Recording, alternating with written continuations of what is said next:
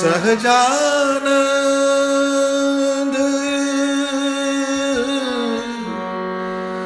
સહજાનંદ સહજાનંદ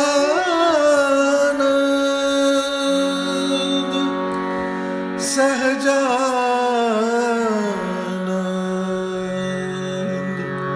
સહજાનંદ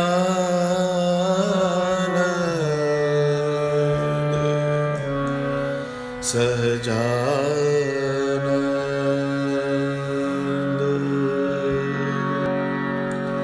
મંગલમૂર્તિ મહાપ્રભુ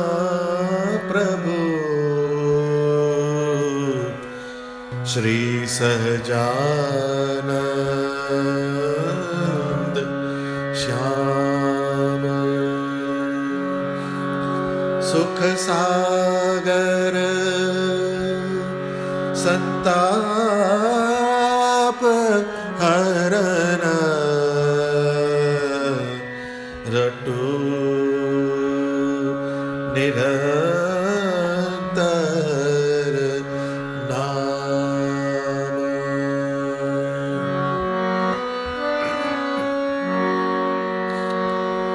ગોવિંદ ને ગમતું સદા કામ વડતાલ વિશેષ જળ છાય ફળ ફૂલ કરી ગુણવંત ગુર્જર દેશ ગુણવંત ગુર્જર દેશ સહજાનંદ સ્વામી મહારાજની જય. આ મંગલાચરણ નિષ્કુળાનંદ સ્વામીએ કરેલું છે. પુરુષોત્તમ પ્રકાશમાં આ મંગલાચરણનો ઉલ્લેખ કરેલો છે. આ મંગલાચરણમાં સ્વામીએ ઘણી બધી વસ્તુઓનો સમાવેશ કર્યો છે. પહેલામાં પહેલું મંગલમૂર્તિ મહાપ્રભુ શ્રી સહજાનંદ શ્યામ. મહાપ્રભુ એવા સહજાનંદ સ્વામી ભગવાન સ્વામિનારાયણ એ સદા મંગલમૂર્તિ કીધા. તો ભગવાન સ્વામિનારાયણ જ્યાં જ્યાં ગયા ત્યાં સર્વત્ર મંગળતા ફેલાઈ ગઈ, મંગળ તત્વનો પ્રકાશ થયો. એ જ્યાં જાય ત્યાં વાતાવરણ મંગલમય બની જાય. નિષ્કુળાનંદ સ્વામી કહે છે કે જ્યાં હતા વાસના ઘર ત્યાં તો થઈ સુંદર હવેલીઓ. એ ધોલેરામાં ભગવાન સ્વામિનારાયણ જ્યારે પધાર્યા એ પહેલાં એની જે પરિસ્થિતિ હતી એની નિષ્કુળાનંદ સ્વામી વાત કરે છે કે જ્યાં વાસણાના ઘર હતા, વાસણાને છાણ માટીથી લીપી લે એવા ઘર હતા, ત્યાં આગળ કાષ્ટની લાકડાની સુંદર હવેલીઓ થઈ. ધોલેરાનો બહુ જ વૈભવ હતો. એના મંદિરને બહાર તો દરવાજા હતા મોટા મોટા, સુંદર નકશીકામથી અલંકૃત એવું ધોલેરા ધામ હતું. પણ એ સર્વે ભગવાન સ્વામિનારાયણ ત્યાં પધાર્યા પછી થયું. તો એ ભગવાન મંગલમૂર્તિ છે. ગીતામાં કહ્યું કે યત્ર યોગેશ્વર યત્ર પાર્થ ધરુર્ધર તત્ર શ્રી વિજયો ભૃતિર્ધવા નીતિર્મતિર્મમા.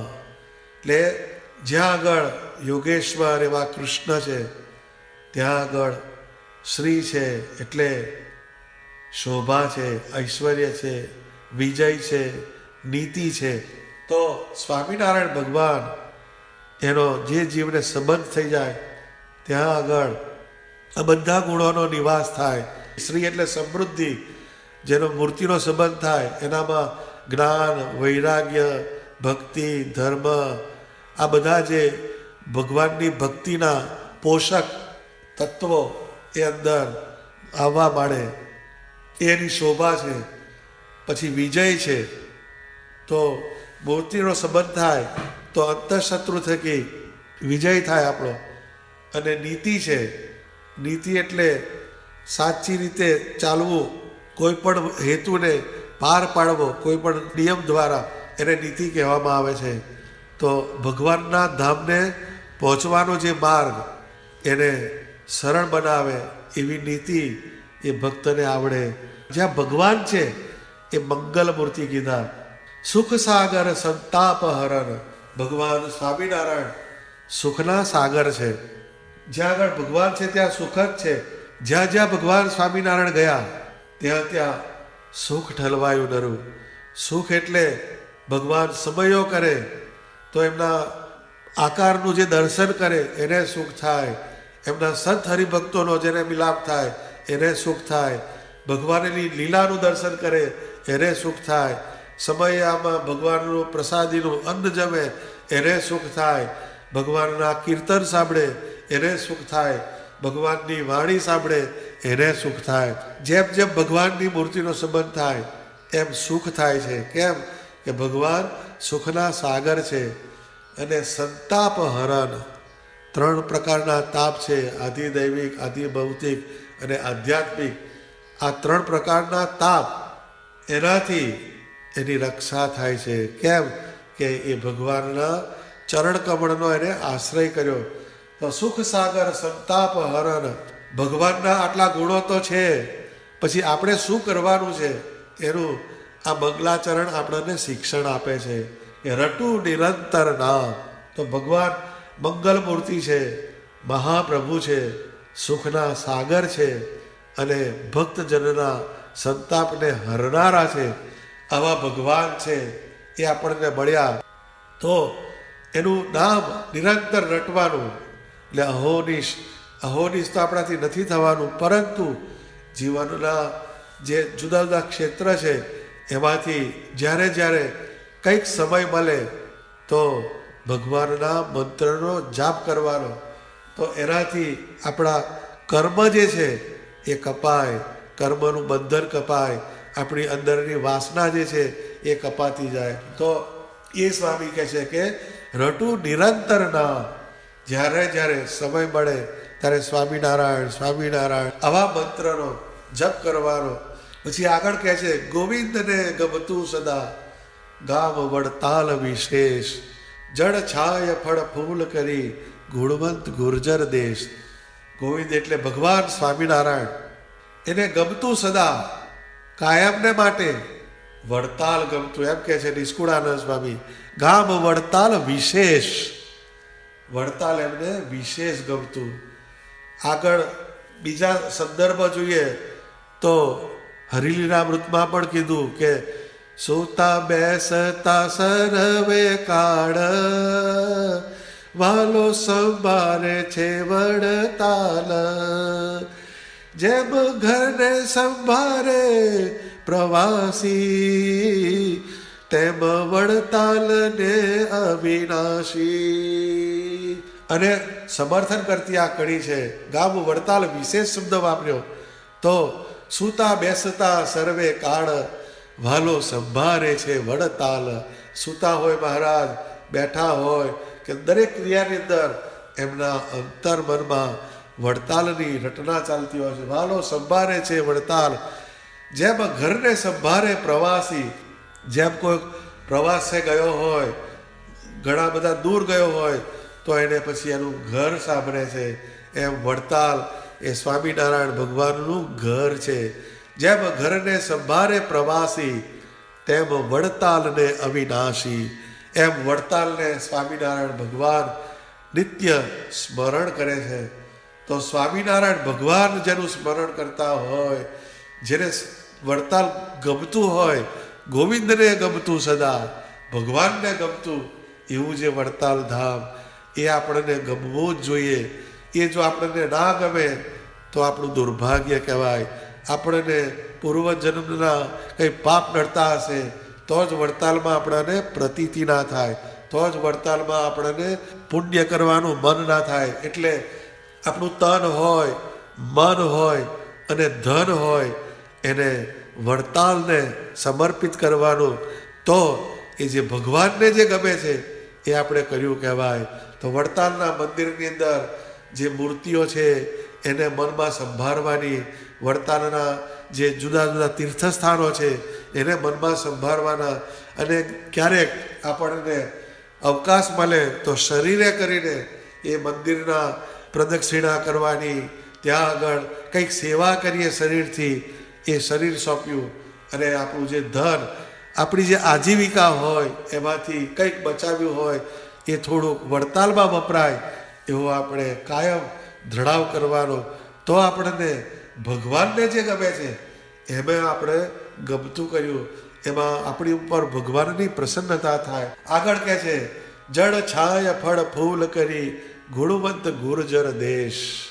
તો જળ અને છાય એટલે ભગવાન સ્વામિનારાયણ એમ કહે છે કે જળ છાય આ બે વસ્તુ બહુ ગમી. વડતાલમાં છાયો બહુ, ત્યાં પુષ્કળ ઝાડ હતા, અને જળ ત્યાં પુષ્કળ તળાવ હતા. તો વડતાલમાં વડ અને તાલ એટલે તળાવ, પુષ્કળ વડ હતા. અત્યારે પણ ઘણા જૂના વડ વડતાલમાં જોવા મળે છે. તો ત્યાં આગળ વડ અને તાલ એટલે તળાવ, ઘણા બધા તળાવ હતા, એટલે એનું નામ વડતાલ પડ્યું. વડતાલ કેમ પડ્યું? તો કે વડ અને તળાવ આ બેનું સંયોજન એ ભરપૂર પ્રમાણમાં વડતાલની અંદર હતું. તો જ્યારે જ્યારે આપણે વડતાલની અંદર જઈએ ત્યારે ત્યારે એની જોગ્રાફીને જોઈએ, તો વડ જોઈએ તો પણ આપણને સ્વામિનારાયણ સાંભળવા જોઈએ, તળાવ જોઈએ તો પણ આપણને સ્વામિનારાયણ ભગવાનની સ્મૃતિ થવી જોઈએ. કેમ કે એ ભગવાનને બહુ ગમતું હતું. જળ છાય ફળ ફૂલ કરી ગુણવંત ગુર્જર દેશ. નિષ્કુળાનંદ સ્વામીની કલમે આ લખાય છે કે આ જે ગુજરાતના હરિભક્તો હતા એ ગુણવાન હતા, એમનામાં ગુણ હતા. તો જીવુબાએ મહારાજને કહ્યું, મહારાજ કાયમ ગુજરાતના હરિભક્તોની પ્રશંસા કરતા. તો જીવુબાએ મહારાજને પૂછ્યું કે મહારાજ એ હરિભક્તો કેવા હશે, અહીંયા એમને તેડાવો.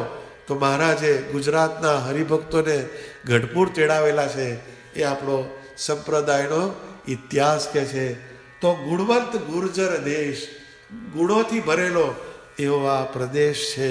તો આ છેલ્લી પંક્તિની અંદર ભારોભાર મહિમા કહેલો છે. એ વડતાલનું ઝાડ પણ આપણને ગમવું જોઈએ, તો જ આપણને એની મૂર્તિની અંદર પ્રીતિ થશે. કેમ? ભગવાનને જે ગમતું હતું એને જો આપણે ગમતું કરીએ તો ભગવાન આપણાના ઉપર પ્રસન્ન થાય.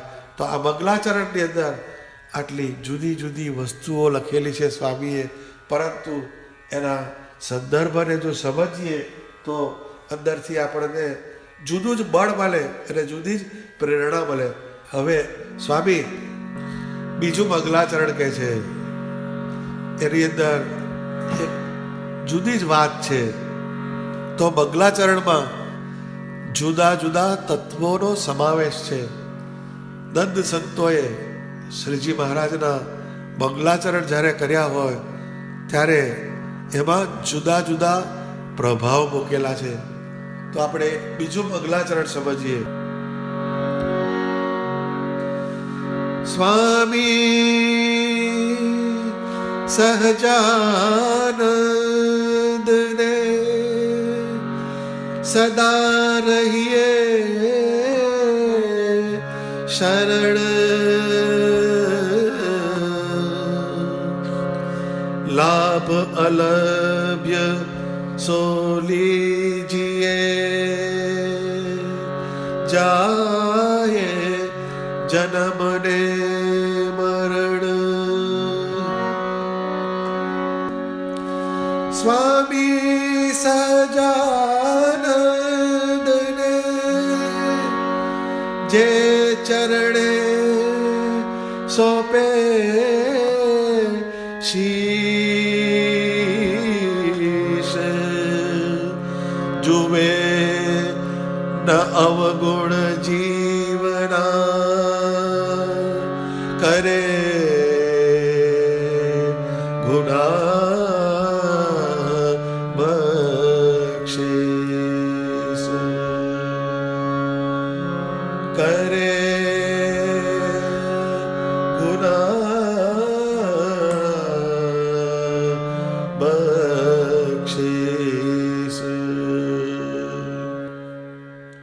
કેટલી સરસ વાત કીધી કે સ્વામી સહજાનંદને સદા રહીએ શરણ.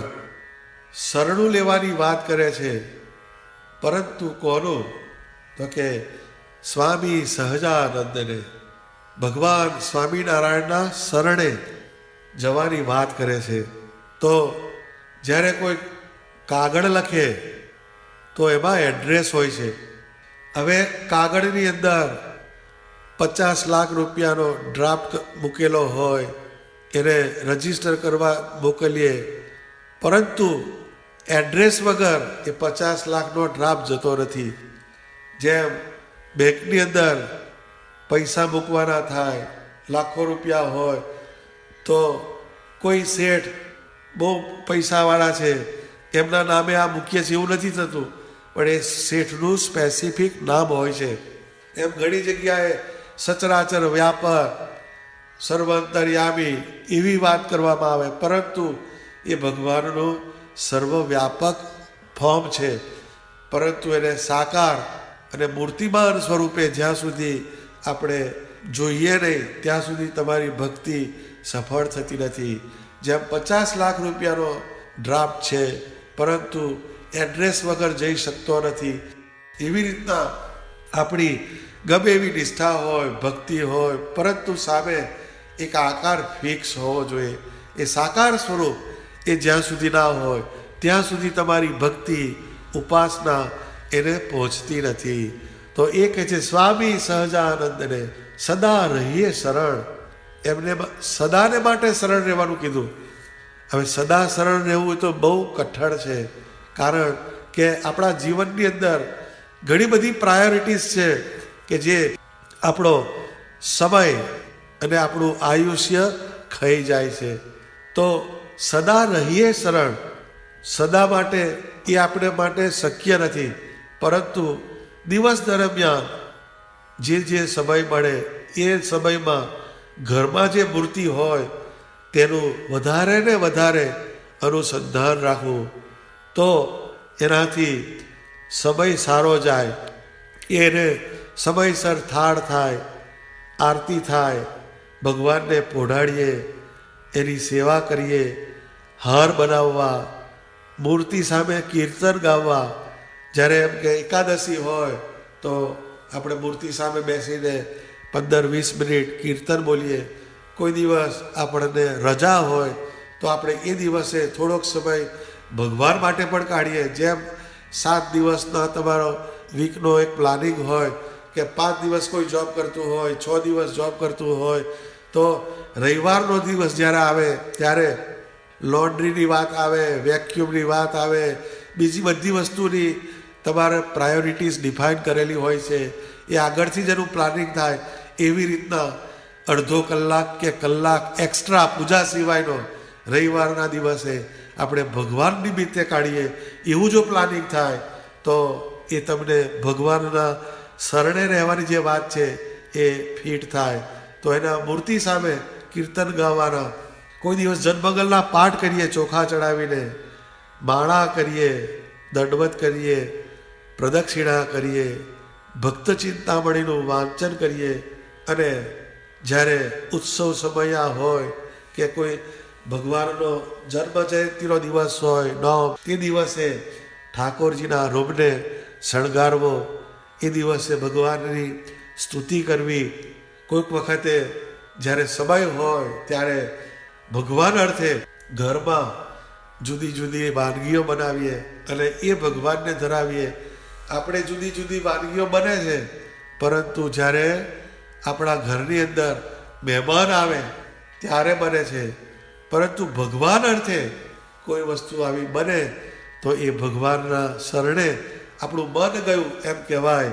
અને જ્યારે ઉત્સવ હોય ઉત્સવના દિવસ હોય ત્યારે જુદી જુદી ક્રિયાઓ કરવી ભગવાનના સિંહાસન પાસે, તો એ ભગવાનના શરણે ગયા કહેવાય. લાભ અલભ્ય સો લીજીએ જાયે જન્મ ને મરણ. અલભ્ય લાભ શું? તો કે ભગવાન સ્વામિનારાયણ આ પૃથ્વી ઉપર પ્રગટ થયા અને એમનો આકાર આ પૃથ્વી ઉપર વિચર્યો. તો એ આકાર જે પ્રગટ થયો એની મૂર્તિઓ થઈ. ભગવાન સ્વામિનારાયણે પણ પોતાના હસ્તે જ નારાયણજીભાઈ પાસે, આધારાનંદ સ્વામી પાસે પોતાની મૂર્તિઓ કરાવી, ચિત્ર પ્રતિમાઓ કરાવી. તો એ આપણને આજે અવેલેબલ છે એવી મૂર્તિઓ પ્રસાદીની જે છે એ આપણને મળી છે. તો એ અલભ્ય લાભ છે. લાભ અલભ્ય સો લીજીએ. એવી મૂર્તિ જે આપણને મળી, પ્રસાદીની મૂર્તિ, એને આપણા ઘરની અંદર પધરાવીને એનું આપણે વધારે ને વધારે લાલન પાલન કરીએ, એ મૂર્તિને લાડ લડાવીએ, તો ભગવાન સ્વામિનારાયણનું વચન છે કે એ જે મારી ચિત્ર પ્રતિમા એને જે હેતે કરીને ફળ મૂકશે કે કોઈ પત્ર મૂકશે તુલસીનું, કે એને કોઈ નૈવેદ્ય ધરાવશે, અગરબત્તી કરશે, તો એને અમે અક્ષરધામમાં રહ્યા થકા ગ્રહણ કરીશું. આવું ભગવાનનું વચન છે. તો લાભ અલભ્ય સો લીજીએ જાયે જન્મ ને મરણ. તો એ મૂર્તિનું આપણે જેટલું અનુસંધાન કરીએ એનાથી જન્મ ને મરણ એનો ભય એ દૂર થશે. આવું ભગવાનની મૂર્તિનું અનુસંધાન કરવાનું પરિણામ છે. પછી કહે છે સ્વામી સહજાનંદને જે ચરણે સોંપે શીશ. ભગવાન સ્વામિનારાયણ છે એને બલવીર કહેવામાં આવે છે, બળિયા છે. બળિયા કહેતા એમના શરણે જે જીવ જાય અને જે ચરણે સોંપે શીશ. પહેલાંના જે રાજાઓ હતા એના આશરે કોઈ જીવ આવે તો એની કોઈ પણ પ્રકારે એ રાજા રક્ષા કરતા, કારણ એ જીવ એમના શરણે આવ્યા. એવી રીતના આપણો જીવ જ્યારે સ્વામિનારાયણ ભગવાનના ચરણે જાય તો પછી સ્વામિનારાયણ ભગવાન એ આપણી બધી જ દેખભાળ કરે છે, પરંતુ એના શરણે જવું પડે. જેમ કોઈ નોકરી હોય એની અંદર લાગ્યો ને લાગ્યો રહે અને વર્ષો સુધી એની પોતાની જે ઓનેસ્ટી જે છે, પોતાની પ્રમાણિકતા છે, પોતાનો સમય જે છે, પોતાનું તન મન એ જ્યારે એ નોકરીની અંદર લગાવે અને નોકરીની અંદર વર્ષો સુધી રહે, તો એ જે કંપનીની અંદર નોકરી કરતા હોય એનો માલિક એની સર્વ પ્રકારે સંભાળ રાખતો હોય છે. આ તો દુનિયાનો રિવાજ છે. તો ભગવાન એનો રિવાજ કેવી રીતે તોડે? તો ભગવાન સ્વામિનારાયણના ચરણે જે શીશ ધરે છે તો એને ભગવાન શું કરે છે? તો કે જુએ ન અવગુણ જીવના કરે ગુના બક્ષીસ. તો ભગવાનનો એક ગુણ છે. એ ગુણ કયો છે? કે જુએ ન અવગુણ જીવના. એ કોઈ દિવસ એના અવગુણ સામે જોતા નથી, પરંતુ ગુણને ગ્રહણ કરે છે. તો ગ્રહણ કરવા જેવી વસ્તુ તો આપણે કંઈ કરવી પડે ને. એ ભગવાનની શરણે જ્યારે જઈએ ત્યારે આપણા જે અવગુણ છે એ તો છે ને છે જ, પરંતુ એની સામે જ્યારે ગુણ પ્રગટ કરીએ અને ભગવાનના ધામમાં જવાના જે ગુણ હોય એને આપણે વધારતા જઈએ તો ભગવાન અવગુણને નથી જોતા. નહીં તો આપણે એવું માનીએ કે આપણે કાયમ એમ કે શાસ્ત્રની અંદર જે નિયમ લખ્યા છે એના વિરુદ્ધ આપણે કરે જ જઈએ ને પછી માળા ફેરવીએ તો ભગવાન આપણા અવગુણ સામે નહીં જુએ, એવું નથી. પછી તો અંદરથી આપણને બધું અધર્મ તરફ જવાની છૂટ મળી જાય. દારૂ લગાવો, માંસ ખાઈ લો, ડુંગળી લસણ ખાઈ લો, કશો વાંધો નહીં, ભગવાન તો અવગુણ જોતા નથી. એવી એક અંદરથી સ્લીપરી માર્ગનો ટ્રેક પડી જાય છે. એ સ્લીપિંગ ટ્રેક છે, એ લપસવાનો ટ્રેક છે. પણ અહીંયા અવગુણ જીવના ના જુએ ક્યાં નહીં? તો કે જ્યારે એની અંદર પહેલાંના જે અવગુણ હોય પછી જ્યારે ભગવાનના શરણે જાય પછી એ સદાને માટે ભગવાનના સંબંધી જે ગુણ એને જે વધારતો રહે, કરે ગુના બક્ષીસ. તો એ જે પહેલાં ભગવાનના શરણે જઈએ એ પહેલાં જે આપણામાં અવગુણ હોય, જે ગુનાહ કર્યા હોય, એ ગુનાને મહારાજ માફ કરે છે. જોબનપગી હતા, એણે પહેલાં હજારો જીવોની હત્યા કરી, પરંતુ એ જ્યારે ભગવાનના શરણે ગયા ત્યાર પછી એમણે એ બધી વસ્તુને મૂકી દીધી અને એટલે સુધી ગયા કે ભગવાન જેટલા ચરણ મૂકે પૃથ્વી ઉપર તો એની ધૂળ લઈ લેતા. કોઈ સંતો એમને બતાવ્યું હશે તો એ ચરણની રાજ એ લઈ લે અને પછી જ્યારે જમવા બેસે ત્યારે પહેલાં એ ચરણની રજ પહેલાં મોઢામાં મૂકે ને પછી ખાય. તો એક દિવસ જમવા બેઠા અને ચરણ રસ થઈ રહી, એટલે એમણે પૂછ્યું કે ચરણ રસ ક્યાં? તો કે હવે તો થઈ રહી, ભગવાન ધામમાં ગયેલા. તો કે હવે આ દેહને જમાડીને શું કરવાનું? પછી એમણે એ અન્નનો ત્યાગ કર્યો. પણ એ આટલી હાઈટ એમનામાં આવી ક્યાંથી? તો કે ભગવાનને ભજવાના ગુણ એમણે વધાર્યા. તો એ ગુણ જે વધાર્યા એના કારણે એમના જે પાછલા અવગુણ હતા એને ભગવાને બક્ષિસ કર્યા અને સત્સંગમાં શિરોમણી જોબનપગીને બનાવ્યા. તો આ એક વસ્તુ સમજવા જેવી છે. નહીં તો આની અંદરથી એક જુદી વાત પકડીને કોઈ બેસી જાય તો એ ખોટ કરાવે એવી વસ્તુ છે. એક બાઈ હતી, એ કાયમ કથા સાંભળવા જાય અને મહાભારતની કથા સાંભળતી હશે, એટલે કથા સાંભળીને ઘેર ગઈ તો એની જે સાસુ હતી એ કાયમ પેલી જે વહુ હતી એ કોઈ દિવસ કથામાં ના જાય, એટલે સાસુ એને મોકલે, એનામાં સંસ્કાર પડે. એટલે પછી એણે ઘેર આવી એટલે પૂછ્યું કે વહુબા તમે કથામાં શું સાંભળ્યું? તો કે મેં તો આજે બહુ સરસ વાત સાંભળી કે એક ધણી કરતાં 5 ધણી હોય એ સારા કહેશે. જેમ દ્રૌપદીને 5 ધણી હતા તો એક ધણી કરતાં 5 ધણી હોય તો સારા. આવું લઈને આવી પેલી બાઈ. તો એ સાસુ કે ધત તરી હવે કાલથી કથામાં ના જઈશ. એમ આ જીવ એવો છે કે એને ઢાળનો માર્ગ પસંદ છે, જે ગમતી હોય એ વસ્તુ ઉપાડે અંદરથી. શાસ્ત્રોની અંદર પણ જે ગમતું હોય એટલું વસ્તુ આપણે ઉપાડીએ, એ આપણી બુદ્ધિની અંદર કરપ્શન છે. તો અહીંયા જે લખ્યું જુએ ન અવગુણ જીવના કરે ગુના બક્ષીસ, એ ગુના કયા છે, અવગુણ કયા છે? તો કે જ્યારે આપણે ભગવાન ભજવાના માર્ગે આગળ ચાલીએ તો પૂર્વ કર્મના પ્રારબ્ધને અનુસાર આપણા અંતઃકરણની અંદર કંઈક વિષય ભોગની સ્ફૂર્ણા થતી હોય તો એને ભગવાન બક્ષિસ કરીને આપણા અવગુણ સામે જોતા નથી અને આપણામાં નવી શ્રદ્ધા મૂકે, નવું જ્ઞાન સંચાર કરે. એને કારણે આપણા જીવની અંદર એક જુદું બળ બને અને આપણે ભગવાનને ભજવાના માર્ગમાં આગળ ચાલીએ. તો આ એક વસ્તુને પકડવા જેવી છે. માટે સ્વામી સહજાનંદને સદા રહીએ શરણ. આવા સ્વામિનારાયણ ભગવાન જે મળ્યા એનો લાભ લેવાનો, એમના ચરણે જવાથી આપણા અવગુણ દૂર થાય છે, આપણા ગુના માફ થાય છે. તો એવા સ્વામિનારાયણ ભગવાન એનું કાયમ રટણ કરવું, એનું કાયમ ભજન કરવું, એ આ મંગલાચરણનો ગર્ભિત ઉપદેશ છે. તો આ 2 મંગલાચરણ આજે આપણે જોયા. હવે પછીના બીજા પણ મંગલાચરણ છે, એને આપણે આવતી સભામાં સમજવાનો પ્રયત્ન કરીશું. સહજાનંદ સ્વામી મહારાજની જય.